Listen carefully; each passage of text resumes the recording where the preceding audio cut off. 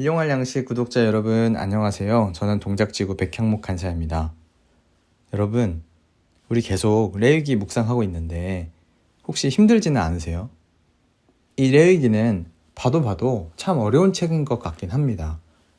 그래서 혹시 힘드신 분들이 있다면 위로의 말을 건네고 싶고, 우리가 이 어려움을 뚫고 말씀 앞에 설 때 하나님이 더 큰 은혜를 주시리라고 믿으면서 메시지를 시작해 보겠습니다.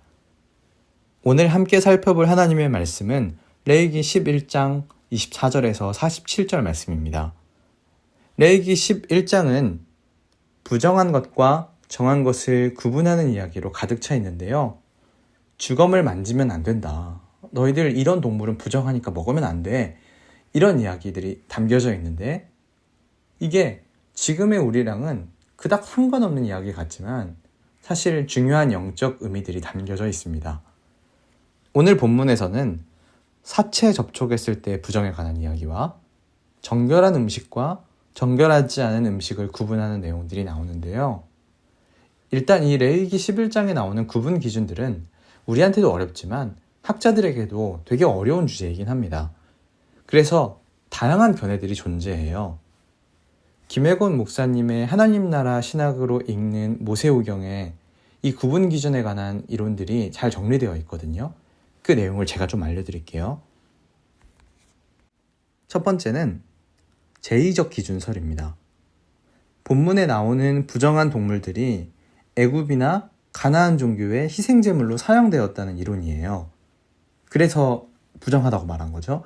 그런데 이 이론은 애굽과 가나안 종교에서 많이 사용된 숫송아지에 대한 언급이 없어서 정확하지는 않은 이론입니다. 두 번째는 보건위생학적 기준이라는 이론인데요. 그런데 이것도 돼지가 소보다 왜 더 비위생적인가? 이거를 정확히 증명할 수 없다는 문제가 있습니다. 그 외에도 동물 생태학적 기준, 임의적 선택 기준, 창조 질서의 보존과 회복 기준 등 다양한 구분 기준에 대한 이론이 있는데요.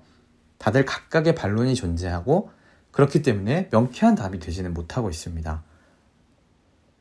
이에 대해서 김혜곤 목사님은 어떤 한 가지 입장이 다 해명할 수는 없지만 5가지 모두 약간의 진실이 포함되어 있다고 믿는 편이 무리 없는 해석이라고 말합니다.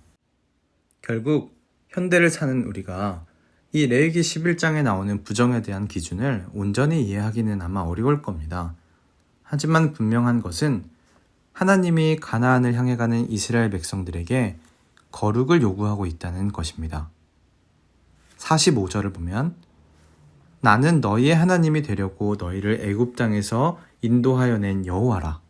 그리고 이렇게 말씀하십니다. 내가 거룩하니 너희도 거룩할지어다. 하나님은 먼저 이스라엘 하나님이 되고 싶다고 말씀하십니다. 그러기 위해서 애굽에서 인도하여 냈다고 말씀하시면서 그들에게 요구하는 것은 바로 거룩입니다. 하나님은 이스라엘 백성이 하나님과 같이 세상과 구별된 공동체가 되기를 원하셨습니다. 그리고 그 구별의 핵심은 문화에 있습니다. 유대인 구약학자들은 이 음식 문화를 지키는 것은 민족의 정체성을 지키는 데 정말 중요한 요소라고 말을 하는데요. 실제로 무엇을 먹는가, 무엇이 내 입으로 들어가는지는 중요한 요소잖아요. 술을 먹으면 그 술이 만드는 문화 양식과 산업 구조가 생겨나게 되고, 또 채식을 하면 그에 맞는 문화 양식과 산업 구조가 형성되죠. 이처럼 음식은 생각보다 공동체 내의 정신과 문화에 실제적인 영향을 끼칩니다. 그렇기 때문에 하나님께서 음식까지도 주의하라고 명하시는 것은 구별된 문화를 가진 공동체가 되어달라는 부탁이며 동시에 하나님 나라 공동체로의 부르심인 겁니다. 이처럼 하나님 나라 백성들은 세상과 다른 문화, 즉 하나님의 문화를 가지고 살아가는 공동체입니다. 그럼 하나님의 문화를 가진 공동체는 어떤 곳일까요? 그곳은 하나님의 말씀이 실현되는 공동체입니다. 그곳에 가면 하나님이 말씀하신 사랑이 실현되고 있고 하나님이 말씀하신 공의가 실현되는 것을 눈으로 볼 수 있습니다. 이것은 단순히 CCM을 듣느냐, 가요를 듣느냐의 문제는 아닙니다. 요즘 유행하는 문화가 어떤 것인지와 상관없이 한결같이 말씀을 쫓아서 하나님을 사랑하고 이웃을 사랑하는 문화, 가난한 자와 약한 자를 섬기고 서로를 존귀히 여기며 죽어가는 자들이 이곳에 오면 살아나는 경험을 하는 그런 문화를 소유하고 있는 공동체가 하나님 나라 공동체입니다. 세상에는 하나님의 뜻과 반대되는 문화가 주를 이룹니다. 서로를 넘어뜨리려는 끝없는 경쟁, 욕망을 향한 무한한 질주, 비난과 모욕, 교만과 악의를 도모하는 문화, 자기 집단의 이익을 위해 다른 집단에게 피해를 입히는 것을 정당하게 생각하는 문화가 가득하고, 이런 문화는 언제든 기독교 공동체에 침투할 수 있습니다.